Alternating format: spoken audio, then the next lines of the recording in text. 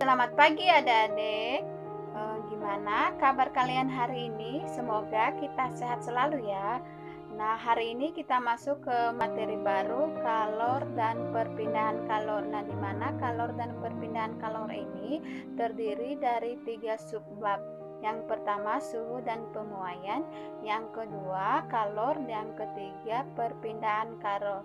Nah, hari ini kita akan menjelaskan pengertian dari suhu dan pemuaian.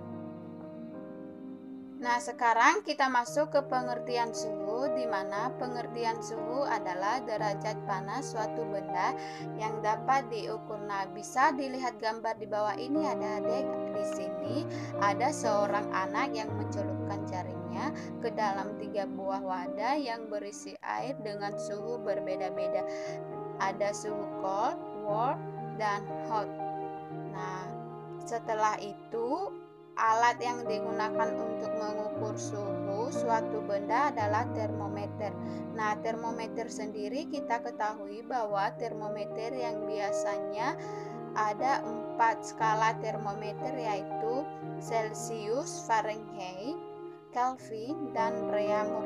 Nah, di sini ada di sampingnya dengan titik didih air dan titik beku air yang berbeda-beda seperti yang terlihat pada gambar berikut.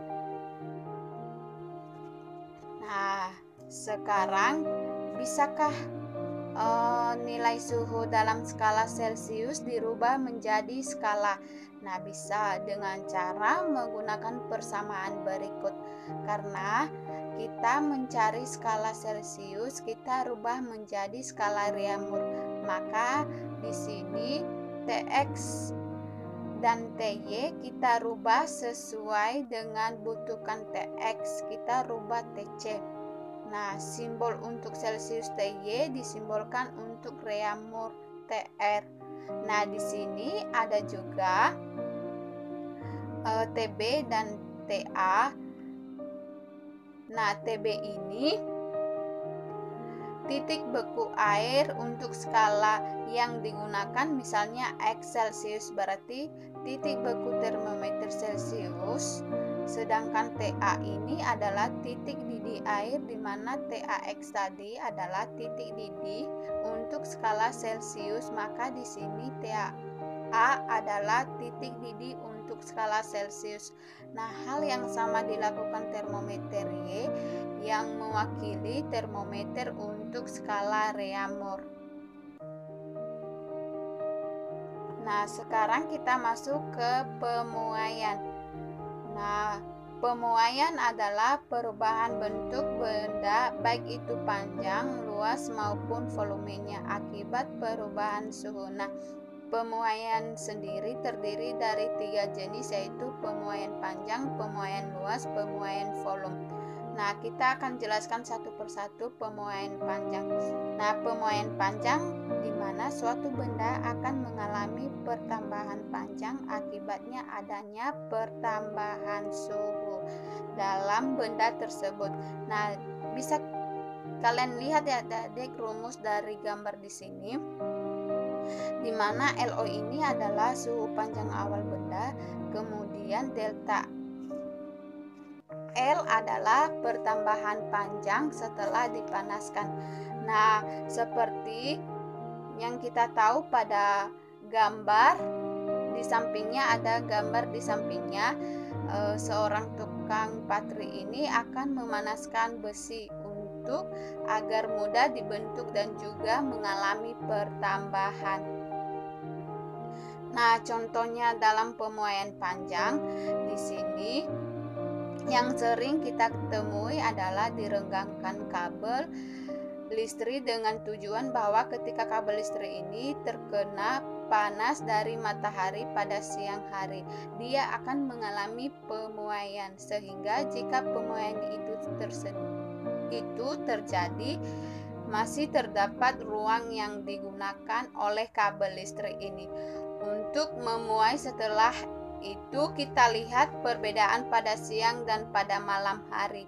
Nah, di sini ada kabel listrik pada siang hari, pada malam hari.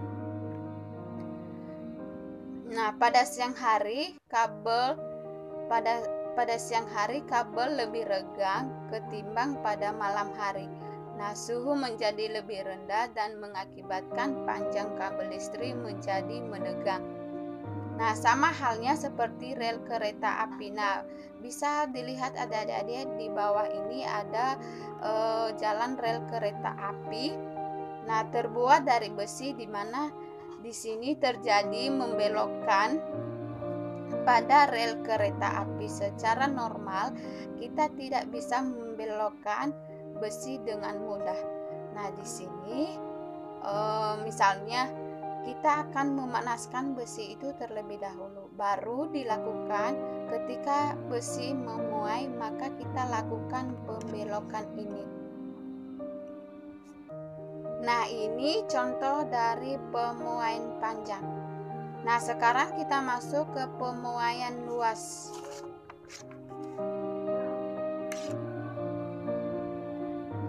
Nah, berarti pertambahan luas dari suatu benda adanya pemberian panas yang menghasilkan perubahan suhu. Nah, masih sama, pemuaian luas masih berkaitan dengan perubahan suhu, menyebabkan terjadi perubahan luas. Nah, di sini bisa dilihat ya adik-adik, ada di sini gambar seperti balok. Nah, di dalamnya ada A0 adalah luas awal, sedangkan delta A adalah luas akhir setelah dipanaskan. Nah, di sini ada rumusnya dan ada juga keterangan, bisa dilihat ya adik-adik di sini. Nah, sekarang kita masuk ke contoh pemuaian luas. Nah, contoh pemuaian luas yang sering kita lihat adalah pada pemasangan kaca jendela, di mana pada kaca jendela kita tidak dipasang rapat sekali dengan rangka kayunya. Nah, hal ini dimaksud agar ketika kaca ini memuai, maka masih terjadi ruang untuk kaca tersebut melakukan pemuaian luas. Nah, ini contoh pada pemuaian luas. Nah, sekarang kita masuk ke pemuaian volume. Nah, di sini masih sama pemuaian pertambahan atau perubahan bentuk, tapi di sini lebih dari volume pada cat cair dan juga pada cat gas. Nah, terlebih cat gas sering mengalami pemuaian volume. Nah, boleh adik-adik dilihat dari rumusnya di sini dan keterangannya. Nah, sampai di sini penjelasan kakak. Apakah ada yang mau ditanyain atau masih ada yang kurang paham dari penjelasan kakak di sini? Nah, sampai di sini pertemuan kita. Minggu depan kita lanjutkan ya. Selamat pagi.